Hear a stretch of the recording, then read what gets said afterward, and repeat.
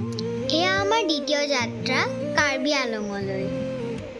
কাৰ্বি আংলঙৰ নামটো শুনিহে আছিলোঁ, কিন্তু আজিলৈকৈ যোৱা নাছিলোঁ। কিতাপত পাইছিলোঁ অসমত চবতকৈ ডাঙৰ জিলাখন কাৰ্বি আংলং। নগাঁৱৰ পৰা কাৰ্বি আংলং যাওঁতে ৰাস্তাত ইমান ধুনীয়াকৈ ফুল ফুলি আছে আৰু সেয়া দেখি মনটো ভাল লাগি গ'ল। এয়া কাৰ্বি আংলঙৰ পথত সালনিত ফটো উঠিলোঁ। আপোনালোকে বাৰু কাৰ্বি আংলঙত থকা কাঠিলাংচুৰ নামটো শুনিছেনে? এই জলপ্ৰপাতত এটা কাহিনীও আছে।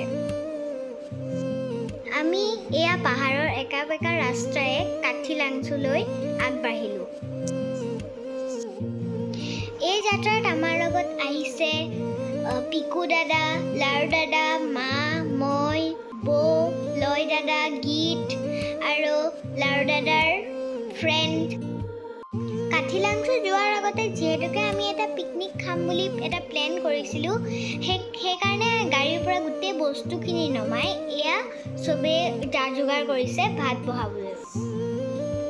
কটাই কাটিছে, ৰন্ধাই ৰান্ধিছে, চালাড বনোৱাই চালাড বনাইছে, মুঠতে সকলো ব্যস্ত। আপুনি কেতিয়াবা মাহ প্ৰসাদৰ লগত কোমল চাউল খাইছেনে? আমি আজি এটা নতুন ডিছ ট্ৰাই কৰিলোঁ আৰু সেইটো বহুত ভাল লাগিলে খাই।